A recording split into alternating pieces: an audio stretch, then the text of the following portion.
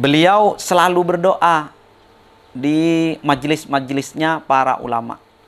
Jadi pekerjaannya sederhana, hanya memintal bulu domba sehingga untuk mencukupi keluarganya. Sekadar mencukupi keluarganya saja. Di waktu-waktu kosongnya, beliau ini senang menghadiri majelis-majelis ilmu.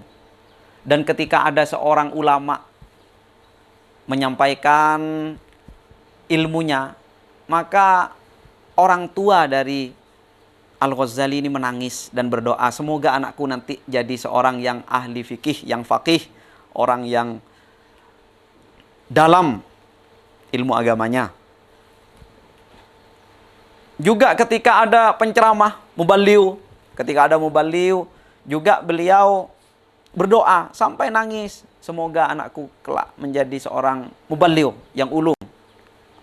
Dan betul, dua anaknya namanya Muhammad, ya Al-Ghazali ini, satunya Ahmad.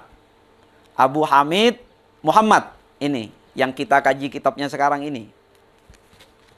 Dan yang satunya lagi Abul Futuh Ahmad, namanya Ahmad.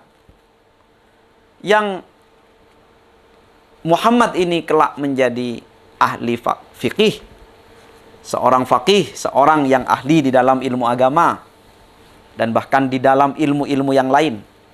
Karena juga seorang linguis, beliau ini ahli. Yang satunya lagi menjadi seorang muballigh ulung yang banyak followersnya pada masa itu. Ahmad ini terkenal juga, bisa dicari di Wikipedia juga kayaknya muncul. Saya belum sempat mencari, tapi seharusnya karena beliau memiliki pengaruh yang cukup kuat. Abul Futuh Ahmad ini banyak pengikutnya saat itu. Jadi dua-duanya sukses hanya karena doa dari seorang bapak. Yang mana ketika beliau ini mau meninggal, orang tuanya ini, ayahnya ini menitipkan pendidikan kedua anaknya ini kepada seorang temannya. Tolong ini dilanjutkan. Mereka harus mendapatkan pendidikan yang cukup. Dikasihkan biayanya semuanya yang hanya sekadarnya itu kepada temannya tersebut. Maka yang mendidik ini ya temannya itu, pendidik awal ini. Kemudian setelah beberapa waktu tumbuh berkembang dua anak ini, maka teman dari ayahnya ini menyampaikan kepada Muhammad dan Ahmad kecil ini, menyampaikan bahwa anak-anakku, biaya yang dititipkan oleh ayahmu sudah habis, kami pakai untuk pendidikan kalian berdua. Jadi biayanya sudah tidak ada lagi. Saya ini sudah tidak sanggup lagi membiayai kalian. Maka bagaimana kalau kalian masuk ke madrasah? Saat itu kalau madrasah itu selalu beasiswa. Kalau madrasah itu beasiswa saat itu. Masuk saja di sana. Nanti di sana akan tercukupi semuanya. Maka keduanya ini masuk ke sekolah di TUS saat itu. Jadi ini doanya orang soleh. Pekerjaan sehari-harinya dia mengambil secukupnya dari pekerjaannya itu. Sisanya dia selalu tadarru. Dia selalu merenung. Dia selalu mengambil energi dari majelis-majelis para ulama. Berdoa di sana. Sampai nangis kalau melihat seorang alim sedang menyampaikan ilmunya, beliau sampai nangis, ya Allah, semoga anakku menjadi. Dan ternyata alhamdulillah ya dengan sebab itu juga dan sebab nafkah yang halal itu yang betul-betul dia dapatkan dari tangannya itu, maka akhirnya dua anaknya itu menjadi tokoh terkemuka, di mana karyanya sampai sekarang masih terus dikaji, tidak habis-habis. Bahkan mungkin ya kita tidak hatam-hatam gitu. Sampai sekarang pengaruhnya cukup kuat. Itu dari doa. Jadi di sini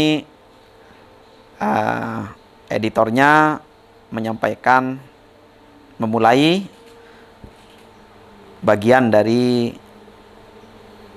Al-Ghazali.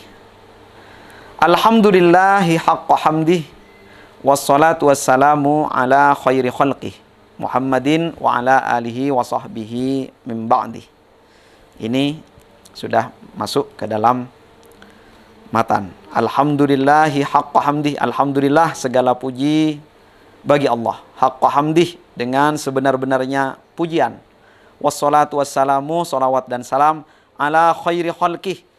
Semoga senantiasa terus-menerus tercurahkan atas sebaik-baik makhluknya, Muhammadin, Nabi Muhammad. Siapa rupanya khairi khalqih? Siapa rupanya sebaik-baik makhluknya ini? Muhammadin.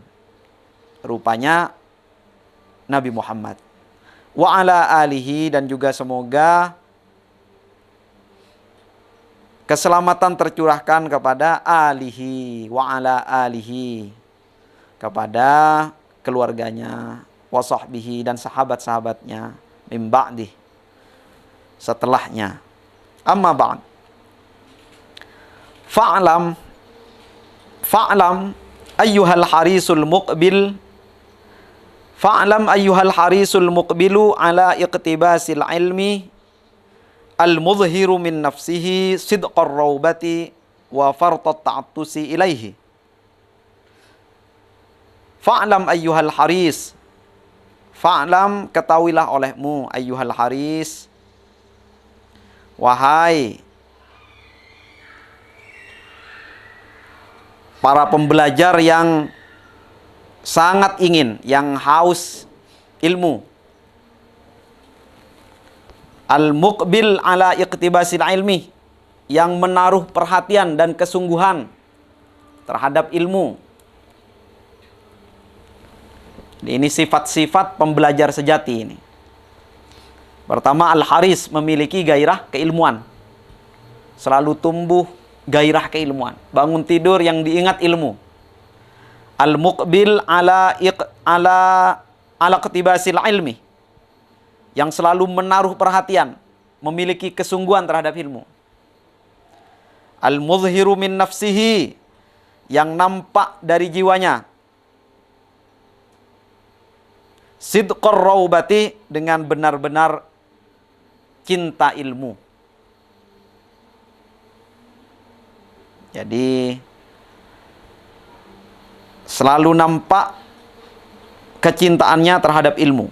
Wa fartat ta'attusi, dan sangat-sangat haus, sangat-sangat dahaga, haus ilmu, memiliki obsesi keilmuan yang kuat. Wa fartat ta'attusi ilaihi, maksudnya ilal ilmi, sangat-sangat haus kepada ilmu.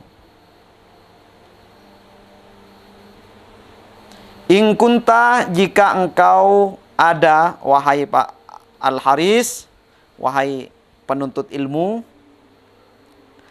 taqsidu, bermaksud atau memiliki tujuan, bi talabil ilmi, dengan menuntut ilmu, al-munafasah, akan